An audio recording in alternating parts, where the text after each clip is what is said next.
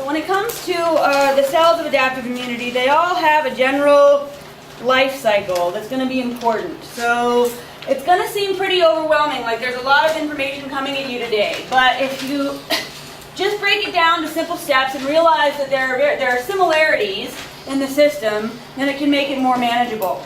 So your book breaks the life cycle down into the first step, which is formation and selection.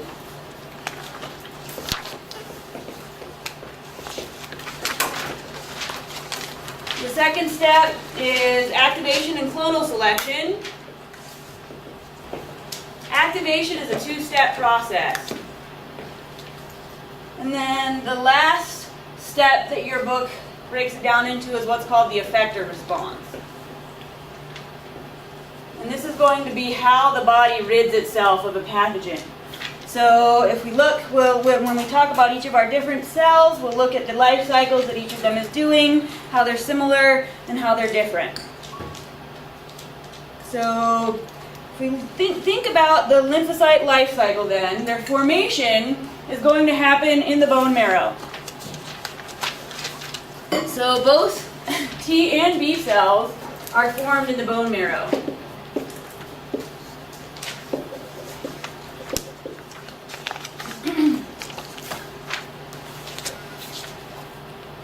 So our B cells mature there. So B cells mature there. And our T cells leave and go to the thymus for maturation. So then what happens after they're formed and they're matured? Now we call them naive but immunocompetent. So after they've been formed and matured, then they're naive but immunocompetent. So when they're going to go out and they're going to reside in secondary lymphatic structures and await activation. Activation again is a two-step process. First we've got to have antigen encounter. And then the second step is going to be that we're going to have to bind an interleukin. Interleukins are a general class of cytokines. I'm not going to make you worry about the specific types of interleukins, but this is a cell signal that's going to stimulate our adaptive immune cells so that we know that there's really something there.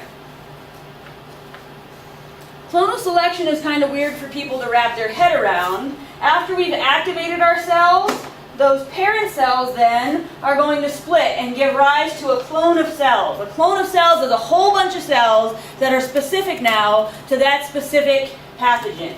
And we'll go through each of these steps for each of our cell types in a minute. I just kind of want to give you a flavor for the general idea of what these are. So clonal selection is you form a clone of cells. And there are two types. A clone of cells has a ton of cells in it, but there are two types of cells that come out of clones. Effector cells that are going to carry out our effector response, and memory cells that go hang out in secondary lymphatic structures and await encounter with that pathogen again.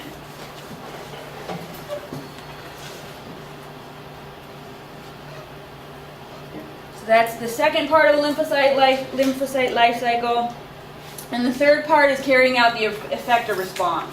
The effector response for our B cells is going to be that once they differentiate, they're going to make cells called plasma cells. And those cells are going to release antibody. And we'll talk about what antibodies do.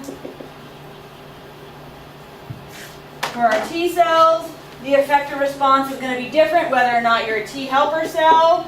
These release interleukins to help the other cells in the system. Or if you're a cytotoxic T cell, then you're going to initiate cytolysis in infected cells.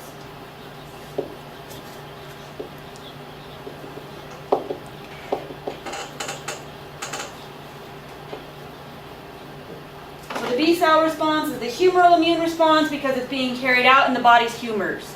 So it's going to release a bunch of antibodies, which are plasma proteins, and they're going to mark pathogens for removal from the system. The T cell response is called the cell-mediated immunity, and that's because we've got cells that are killing cells. So the cells are getting rid of our infected cells.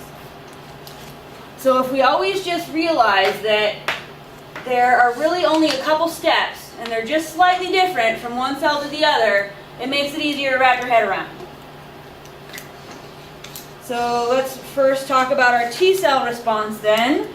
For our T cells, their formation occurs again in bone marrow, and their selection is going to occur in the thymus. So what does this mean? Our T cells have to undergo two types of selection, what's called positive and negative selection.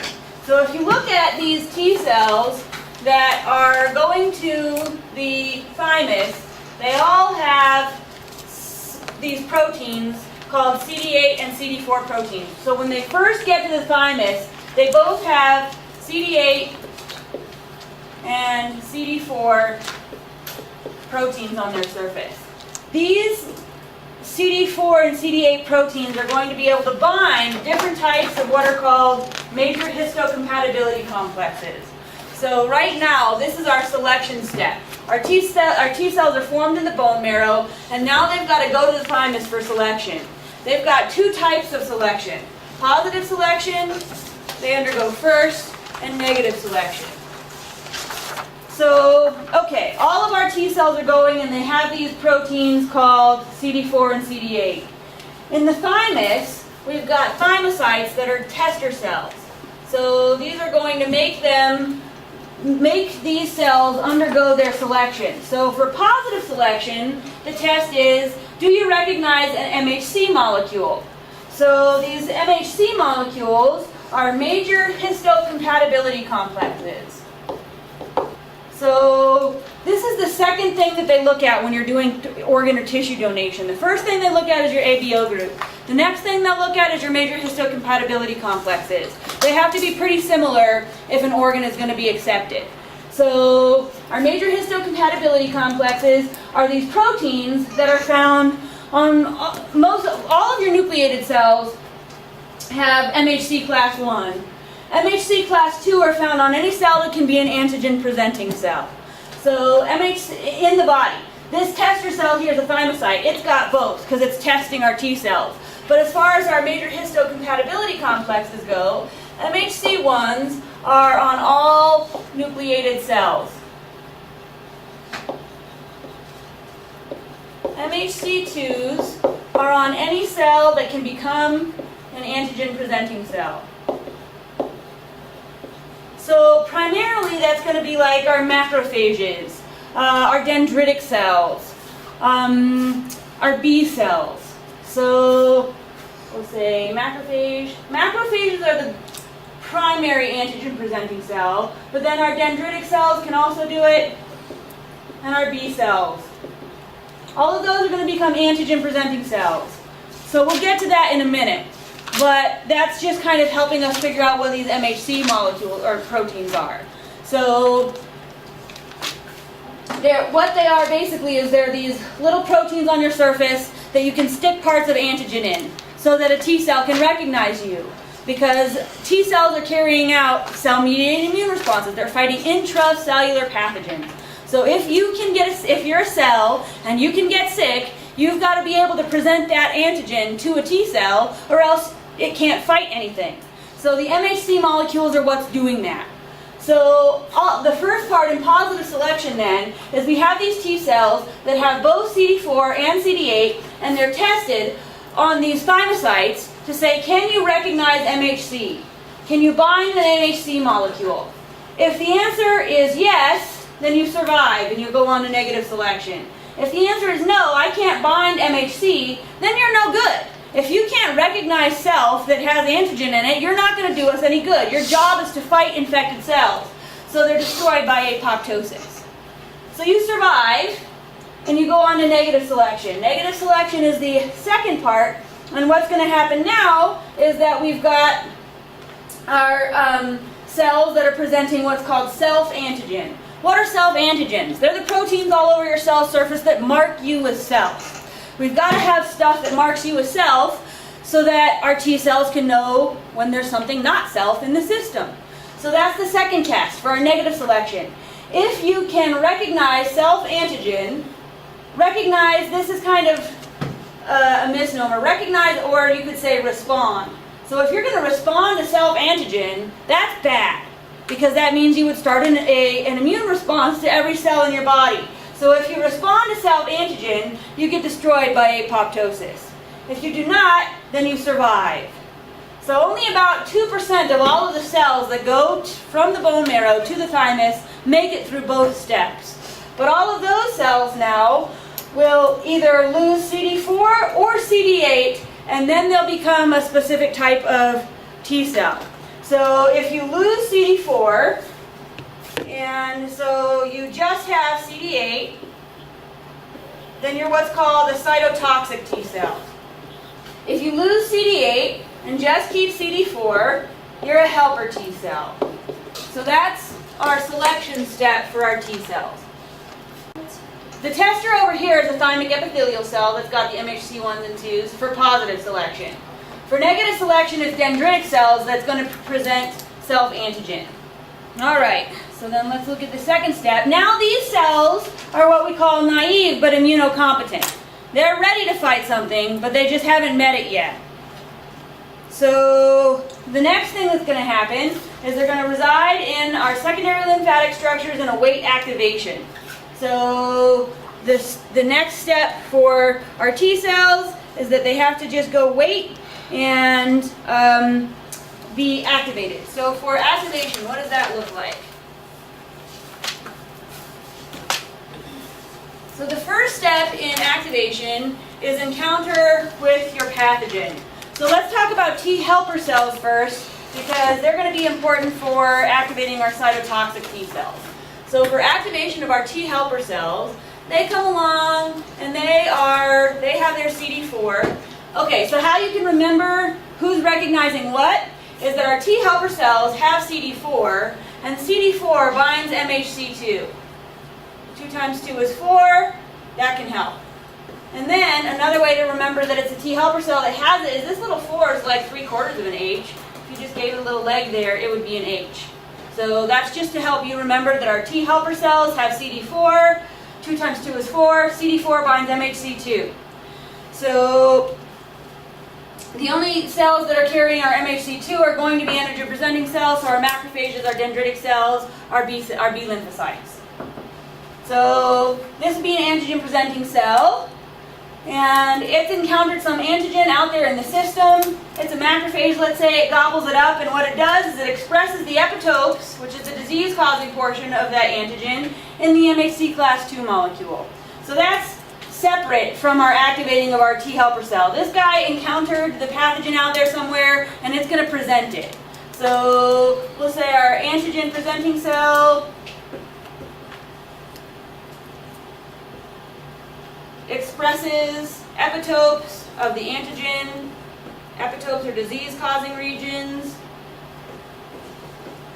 It expresses the epitopes of the antigen in its MHC2 proteins. So this is something that's already happening. For the activation of our T helper cells, the first activation step is for CD4 to recognize MHC2 with antigen presented in it. So our T helper cells, all of our immune cells, are hanging out in secondary lymphatic structures in great quantity, in our tonsils, in your lymph nodes, in your spleen. They can leave, they can travel through the lymph, they can travel through the blood, and they basically go around the body and they roll along the surface of your cells and they feel, oh, MHC2? Is there antigen in it? No. Okay, then I move on. Oh, MHC2? Is there antigen in it? Oh, there's a problem. So now I'm stuck. If there's antigen in MHC2, then the cell will bind, and that's our first activation step. For a T helper cell, the first activation step is recognizing antigen in MHC2. This is going to cause them to start producing interleukins. So this causes the T helper to produce interleukins. So it'll make interleukins and it will release them. The second activation step happens when the interleukins bind to that T helper cell in an autotrophin fashion. So our second activation step occurs when interleukins bind and this would be autocrine regulation. So they make it and then it binds them. Now these guys are active. What are they activated to do? Form a clone of cells. So our activated T helper cell now is going to form a clone. What's a clone? It's a whole bunch of T helper cells and some T memory cells. They're T helper memory cells. All of these T helper cells now are effector cells. And our T memory cells go out and hang out in our secondary lymphatic structures, awaiting encounter with the pathogen next time it gets into your body.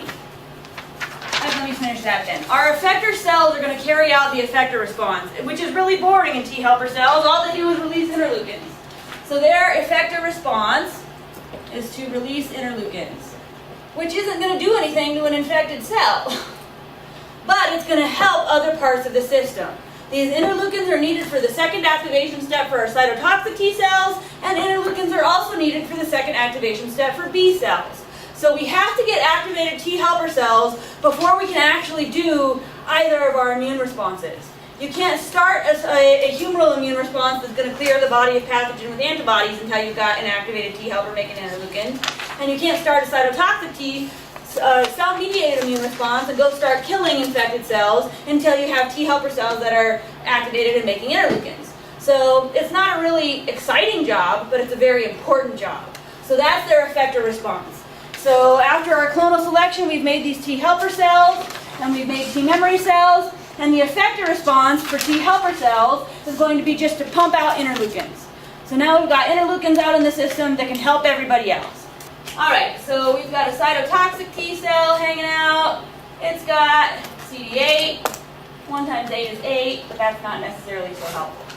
So that antigen presenting cell that presented to the T helpers, it can be the same antigen presenting cell that helps our cytotoxic T cell because it wasn't killed by those guys. So once that becomes activated, it can let go, and that antigen presenting cell can await encounter with a cytotoxic T cell. And now it's going to have it stuffed, the epitopes stuffed in its MHC1 molecules. Well, when it processes the antigen, it sticks it up in both, and it just waits. So when an antigen presenting cell first encounters its antigen, it's going to stick epitopes in MHC1 and MHC2, and then it's going to hang out and see who gets there first. And whoever gets there first and binds is going to determine what happens. So the first activation step occurs when CD8 recognizes antigen presented in MHC1. So we'll say CD8 binds MHC1 with antigen. So this is like antigen recognition. So our cytotoxic T cell recognizes antigen bound in our MHC1 molecule. The second activation step occurs when interleukins bind to our cytotoxic T cell. So our cytotoxic T cell binds interleukins from a helper T cell. So what kind of regulation would that be now, the interleukins? Well, so imagine you're hanging out in the lymph node and you had a T helper cell that was releasing interleukins, but now you're a cytotoxic T cell and you're binding it. So the interleukins binding to the T helper cell to activate it, that was autocrine. What kind of signaling is this? Paracrine. Yeah, so this would be paracrine regulation. So the second step, we bind interleukins that have been released from our activated T cells, and now we're activated. So that's our activation. So now we're going to form a clone. We're activated to do what? Form a clone. That's what our active cells do. So now we've got an active cytotoxic T cell, and it's activated to form a clone. It's going to make some T memory cells that are cytotoxic T cells, and then it's going to make a bunch of cytotoxic T cells. So that's our activation and clonal selection. Now all of these cytotoxic T cells can go out and carry out the effector response. So these are our effector cells, and they're going to carry out our effector response. which is more interesting in B cells. So the effector response for our cytotoxic T cells is that they're now going to go out and they're going to look for all cells that are infected and have antigens stuck in their MHC1. So we've got our effector cell, and we've got some other sick cells. So let's say this is a virus-infected cell. It's expressing parts of that virus and its MHC1 molecules. So our cytotoxic T cell comes along, its CD8 protein recognizes that, but it's already activated. It's an effector cell, so it's going to carry out its effector response. What it does is release these things called perforins. Perforins punch a hole in the cell membrane, and through that hole it's going to inject granzymes.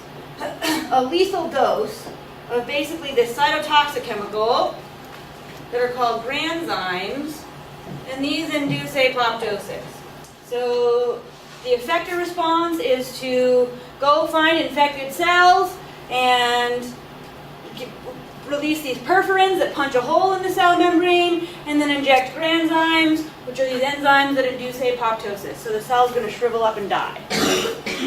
So some books say that this is inducing cytolysis. You could think of apoptosis, I guess, as a type of cytolysis. All right, so that is the T cell response.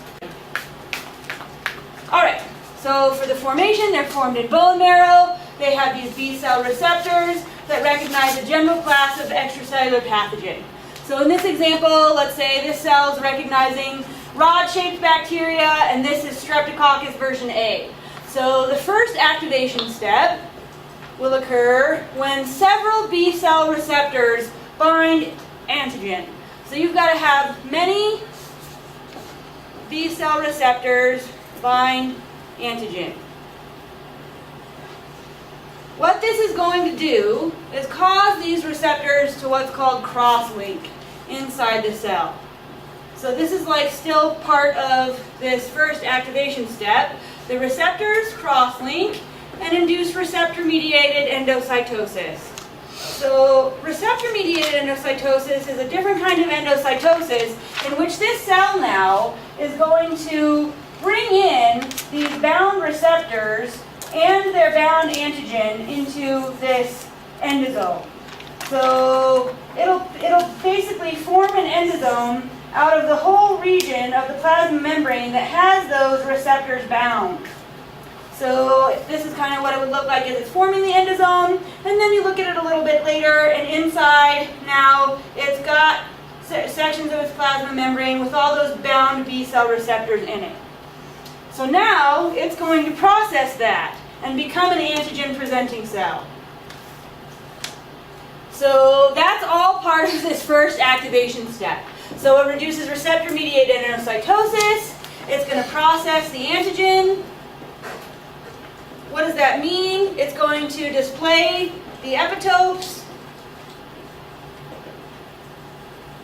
in an MHC2 protein. So after it does this, it's just got to wait for a T helper cell to come along. So that's the first activation step. Now it's got to wait. So it's got the antigen presented in its MHC2. And the second activation step happens when an activated T helper cell comes along and its CD4 recognizes that antigen presented in the MHC2 and it releases interleukins. The interleukins are going to bind the B cell, and that's the second activation step. So our second activation step happens when an activated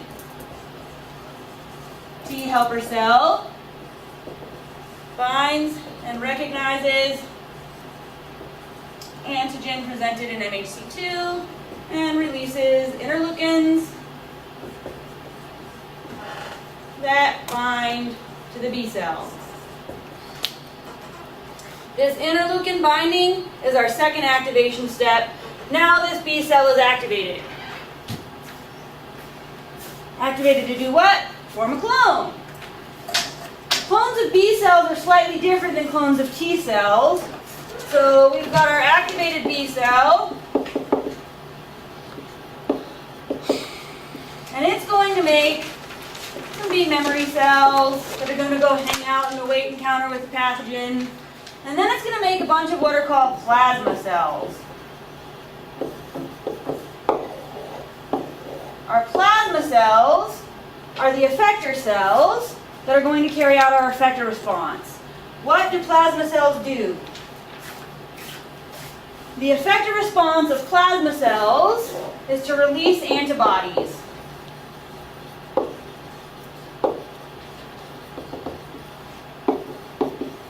So the plasma cells are the effector cells, and the effector response is to release antibodies. All these antibodies now are proteins that look like our B cell receptors.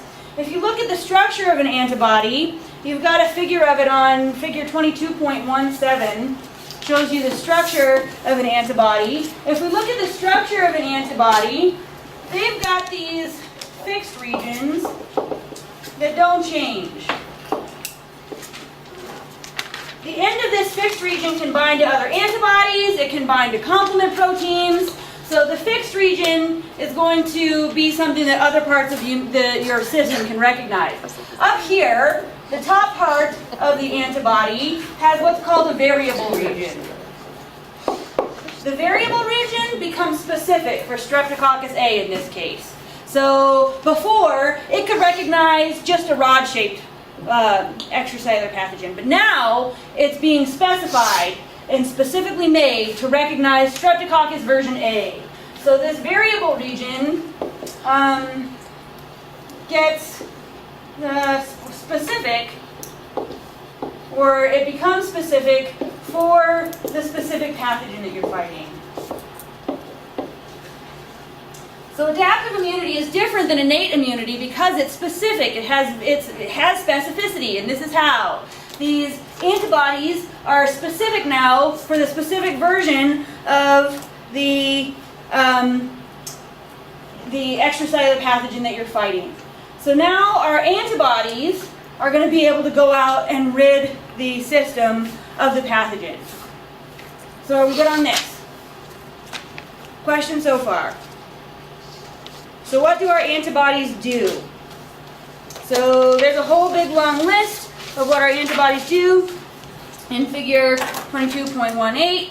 So the first thing they're going to do is what's called our antigen is going to be bound by on the antigen binding site of our antibodies, and it's going to cause several things to happen. First, the first thing that can happen is neutralization, and it's just like it sounds. You neutralize it so that it can't interact with your system. So basically you cover up the epitopes, which are the disease-causing regions, so they can't interact with your cells.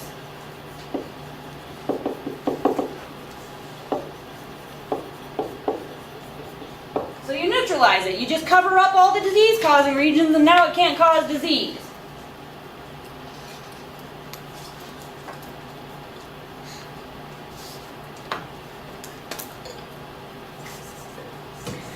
The next things that antibodies can do, they can cause agglutination. So this is going to happen for large pathogens like bacteria, which are whole cells. And what this is going to do then is we're going to basically start clumping them together. So if this is a bacteria, it can bind to an antibody. We can stick another. There were two regions on it, two variable regions, so we can stick them together, and then now we can get another antibody that binds to it and binds to another one. You clump these all together, and they can go to the spleen where there are macrophages hanging out. They can gobble them up, and we can get them out of the system. So agglutination is clumping together our large pathogens for removal from the system so they can be filtered out. The next thing that we can do with antigen binding our antibodies is what's called precipitation. This is for small pathogens, like toxins. Now, depending on how bad the toxin is will determine whether or not you have to go get antitoxin because your immune system won't be fast enough to fight it. you get bit by, let's say, a wolf spider, it's going to inject you with some toxins. You can mount an immune response to that. It's not going to kill you. You can precipitate those molecules of toxins and be basically immune to that type of toxin. But if it's a black widow, you can't do this quick enough. You can't make antibodies specific to it fast enough, so now you've got to go to the hospital and get antitoxin, which is basically they've made antibodies in something like a horse. They've started an immune response on a horse, gather up all its antibodies, and now they can give it to you. And it can precipitate out all of those toxins so that you can remove it from your system before you die. So basically, it's like agglutinating, but it's doing it for small pathogens, like toxins. You're still clumping them all together, so we'd have our antibodies, but now it's just binding something very small, and you're clumping them together. So those are the first three things that the antigen binding to the antigen binding site on our antibody is going to do. After we've done that, our antigen-antibody complexes, after you form complexes, you're going to be able to promote complement fixation, which is attaching the complex then to a complement protein. So this is our antigen-antibody complex. Now we can stick it to a complement protein, and complement does all the things that it does. We can initiate an inflammatory response. We can activate natural killer cells. We can mark it for opsonization.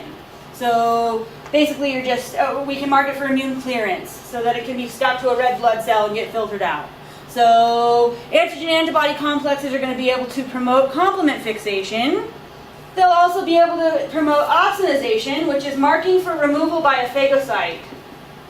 So if you've got antibodies all over you, then the phagocyte can recognize that and gobble you up more easily. So opsonization is marked for removal by a phagocyte. So our most abundant phagocytes are macrophages, but neutrophils are also phagocytic, dendritic cells are also phagocytic.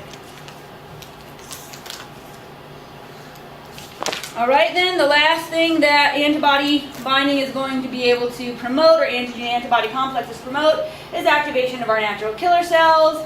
And our natural killer cells then will be able to induce apoptosis. So that's basically what they're going to be able to promote. So those are the 6 actions of antibodies.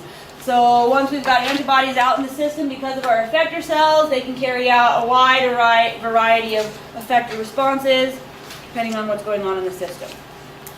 So that's our B cell response. Now, what is immunologic memory? So it's easiest to kind of see what memory is when you look at the difference between a primary and a secondary immune response. So a primary response is the first time you encounter a pathogen.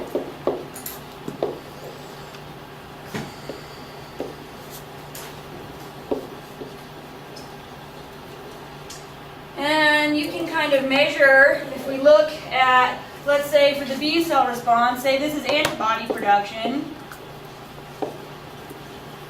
and this is time. So we've got like 7 days here, 14, 21.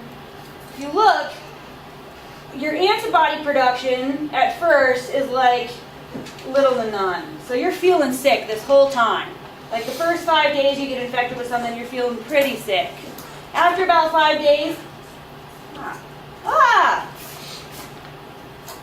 cancel that. No, cancel. All right.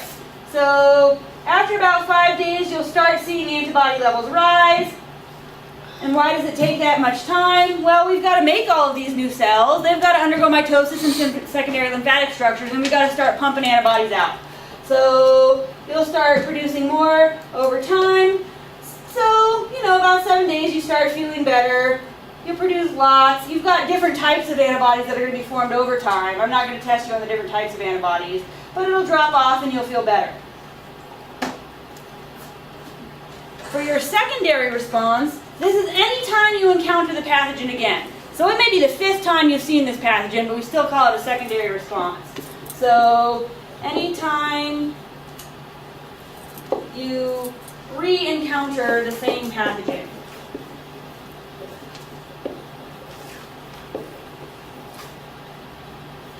Well, what's cool about having all those memory cells hanging out is they don't have to go through first and second stimulations and activations and all that jazz. As soon as they see their pathogen, they're activated to form a clone.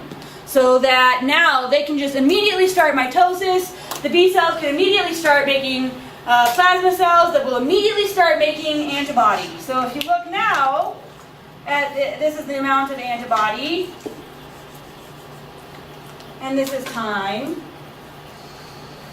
and here's day 7. Like day 1, you should start making antibody. Like and it's going to be quick, and it's going to rise very sharply, so that you, in theory, should not even feel sick. Like you're immune to that. Strep version A was what we were just talking about. Now you're making antibody to strep version A, and you shouldn't even feel sick this time.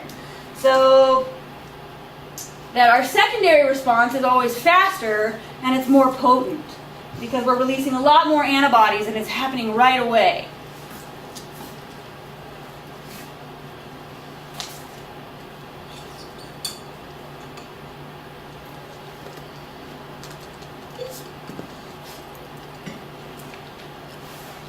All right, any questions on immunologic memory?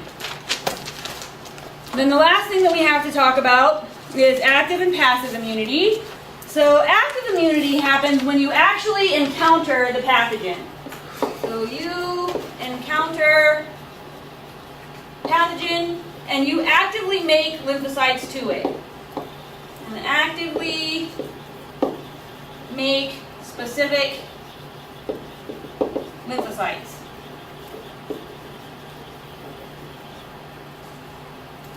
So it's active because you're actively making specific lymphocytes. So we've got 2 types of active immunity, natural and artificial.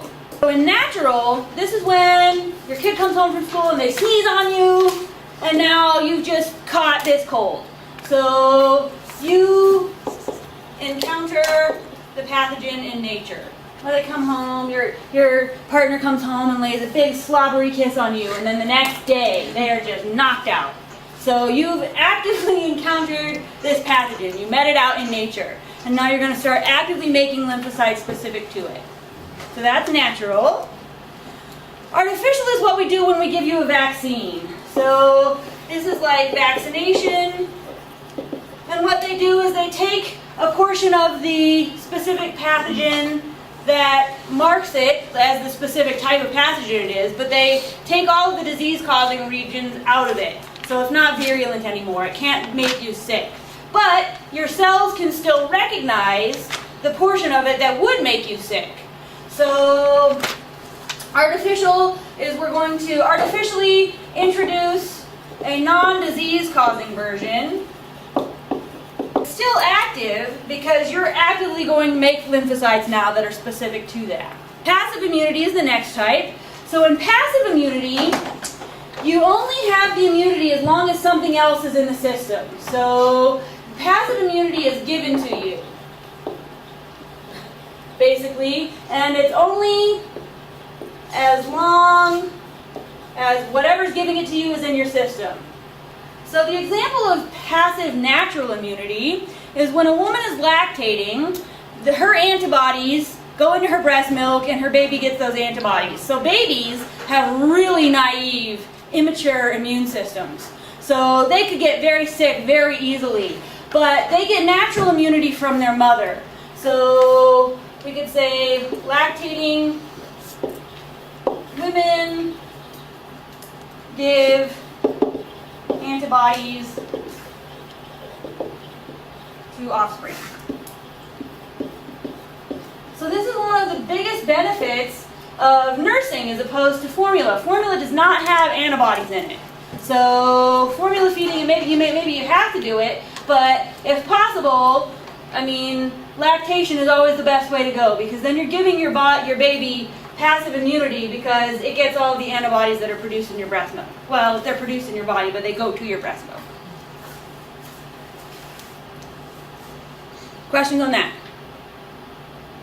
Then the other type is artificial, and this would be like that case where you got bit by a rattlesnake and you just do not have time to mount an immune response to that. So our antitoxins are artificial immunity. And what they'll do is they'll start an immune response in an animal like a horse.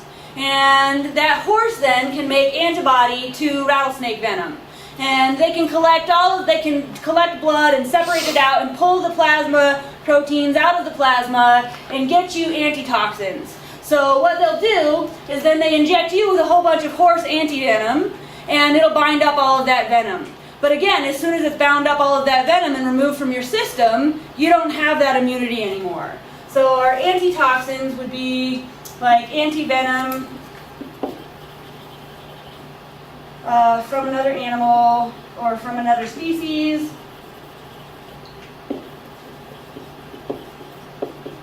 It binds to the toxins.